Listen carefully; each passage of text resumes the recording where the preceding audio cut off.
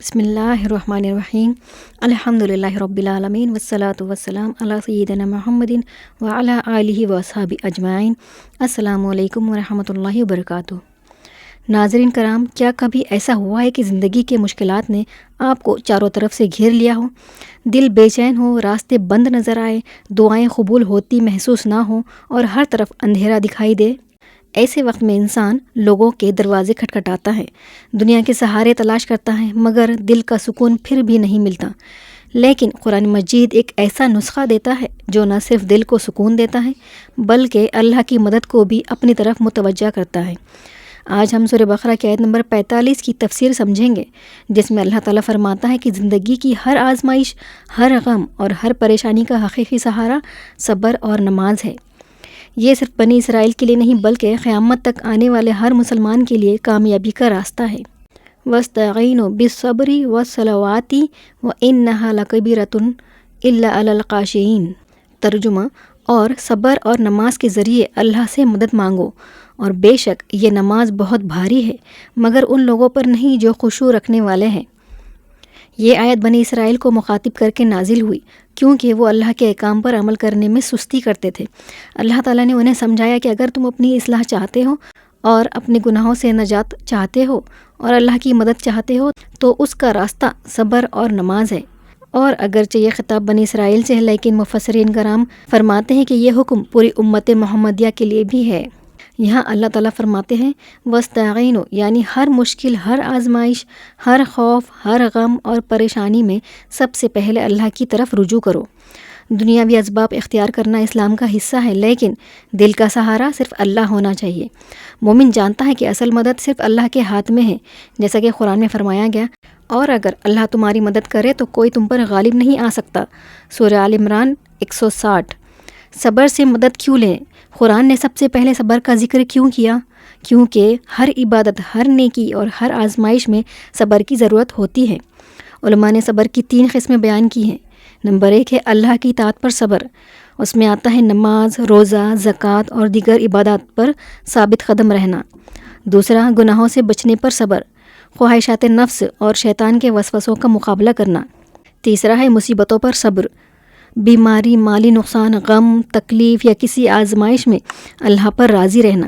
یہی وہ صبر ہے جس کے بارے میں اللہ تعالیٰ فرماتا ہے بے شک اللہ صبر کرنے والوں کے ساتھ ہے۔ سورہ بقرہ آیت نمبر 153۔ صبر کمزوری کا نام نہیں بلکہ ایمان کی طاقت کا نام ہے۔ نماز سے ہی مدد کیوں لے؟ اللہ تعالیٰ نے صبر کے بعد نماز کا ذکر فرمایا کیونکہ نماز ایک مومن کا اللہ تعالیٰ سے براہ راست تعلق ہے۔ جب بندہ نماز میں کھڑا ہوتا ہے تو وہ اپنے رب سے ہم کلام ہوتا ہے، اپنی پریشانیاں اس کے سامنے رکھتا ہے اور اسی سے مدد طلب کرتا ہے۔ اسی لیے رسول اللہ صلی اللہ علیہ وسلم کی مبارک زندگی میں جب بھی کوئی اہم معاملہ یا پریشانی پیش آتی ہے تو آپ صلی اللہ علیہ وسلم فوراً نماز کی طرف متوجہ ہوتے تھے۔ حضرت حذیفہ رضی اللہ تعالیٰ عنہ روایت کرتے ہیں کہ رسول اللہ صلی اللہ علیہ وسلم کو جب کوئی اہم معاملہ پیش آتا تو آپ نماز ادا فرماتے۔ ابو داؤد حدیث نمبر 1319۔ یہ حدیث ہمیں سکھاتی ہے کہ ایک مومن کی پہلی پناہ اللہ تعالیٰ ہے، نہ کہ دنیا کے سہارے۔ نماز صرف جسمانی عبادت نہیں بلکہ روح کی غذا ہے۔ جب بندہ سجدے میں جاتا ہے وہ اپنے رب کے سب سے زیادہ قریب ہوتا ہے۔ رسول اللہ صلی اللہ علیہ وسلم نے فرمایا بندہ اپنے رب کے سب سے زیادہ قریب سجدے کی حالت میں ہوتا ہے، لہٰذا اس وقت کثرت سے دعا کرو۔ صحیح مسلم۔ اسی لیے بہت سے لوگ اپنی زندگی کی بڑی پریشانیوں کے باوجود نماز میں سکون محسوس کرتے ہیں کیونکہ نماز دل کو اللہ سے جوڑ دیتی ہے۔ وَإِنَّهَا لَكَبِيرَةٌ، اللہ تعالیٰ فرماتے ہیں اور بے شک یہ بہت بھاری ہے، یعنی نماز ہر شخص کے لیے آسان نہیں۔ جس کے دل میں دنیا کی محبت زیادہ ہو، جو اللہ سے غافل ہو یا جس کا ایمان کمزور ہو، اس کے لیے 5 وقت نماز پابندی سے ادا کرنا مشکل محسوس ہوتا ہے۔ لیکن جو شخص اللہ کو پہچان لیتا ہے اس کے لیے نماز بوجھ نہیں بلکہ سکون بن جاتی ہے۔ إِلَّا عَلَى الْخَاشِعِينَ، خشوع کا مطلب صرف سر جھکا لینا نہیں، خشوع کا مطلب یہ ہے کہ دل اللہ کی عظمت سے بھر جائے، نماز میں دنیا کے خیالات کم ہو جائیں، بندہ یہ محسوس کرے کہ وہ اپنے رب کے سامنے کھڑا ہے، ہر آیت کو سمجھنے اور محسوس کرنے کی کوشش کرے۔ امام ابن کثیر فرماتے ہیں کہ خشوع والے لوگ جانتے ہیں کہ وہ ایک دن اللہ کے سامنے حاضر ہوں گے، اسی یقین کی وجہ سے ان کے لیے نماز آسان ہو جاتی ہے۔ اللہ تعالیٰ نے صبر اور نماز کو ہر خیر حاصل کرنے اور ہر مصیبت سے نجات کا ذریعہ بنایا ہے۔ جو شخص نماز کی حفاظت کرتا ہے اللہ تعالیٰ اس کے معاملات آسان فرما دیتا ہے۔ صبر اور نماز مومن کے دو ایسے ہتھیار ہیں جن کے ذریعے وہ دنیا اور آخرت دونوں کی کامیابی حاصل کرتا ہے۔ اللہ تعالیٰ فرماتے ہیں بے شک نماز بے حیائی اور برے کاموں سے روکتی ہے۔ سورہ عنکبوت آیت نمبر 45۔ ایک اور مقام پر فرمایا یاد رکھو اللہ کے ذکر سے ہی دلوں کو اطمینان حاصل ہوتا ہے۔ سورہ رعد آیت نمبر 28۔ نماز اللہ کی ذکر کا سب سے عظیم ذریعہ ہے، اسی لیے نماز دلوں کو سکون عطا کرتی ہے۔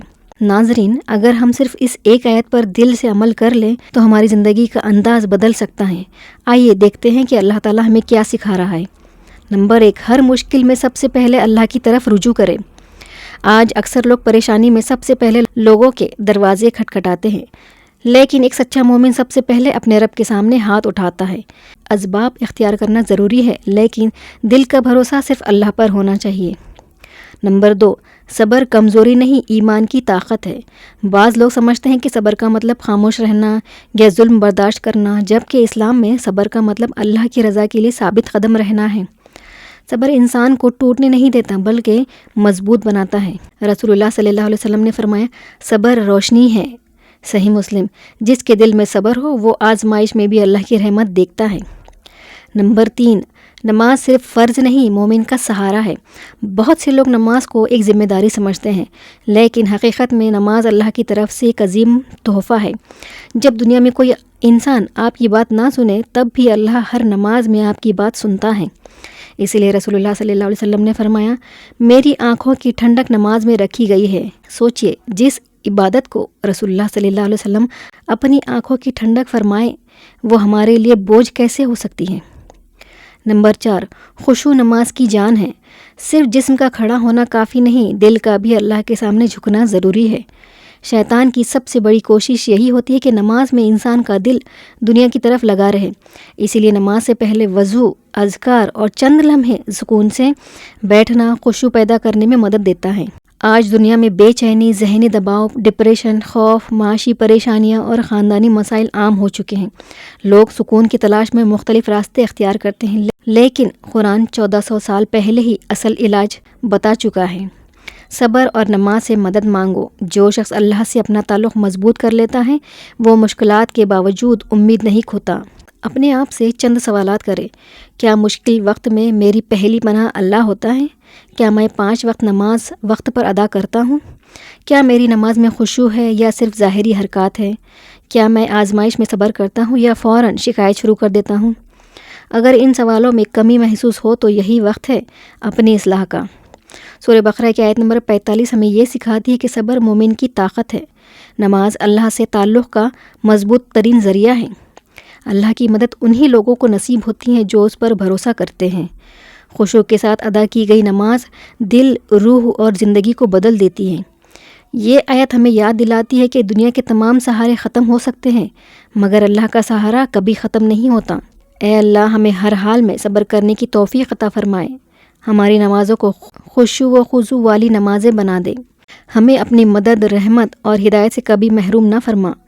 ہمارے دلوں کو اپنے ذکر سے زندہ رکھ، ہماری پریشانیاں آسان فرما، ہمارے گناہوں کو معاف فرما اور ہمیں دنیا و آخرت کی کامیابی عطا فرما۔ آمین یا رب العالمین۔ اگلے حصے میں انشاءاللہ ہم سورہ بقرہ کی آیت نمبر 46 کی تفصیلی تفسیر بیان کریں گے، جہاں اللہ تعالیٰ ان لوگوں کی صفات بیان کرتا ہے جو نماز میں حقیقی خشوع حاصل کرتا ہے اور یقین رکھتے ہیں کہ ایک دن انہیں اپنے رب سے ملاقات کرنی ہے۔ یہ آیت آخرت کے یقین، عاجزی اور مضبوط ایمان کے بارے میں نہایت ایمان افروز رہنمائی فرماتی ہے۔ والسلام علیکم ورحمۃ اللہ وبرکاتہ۔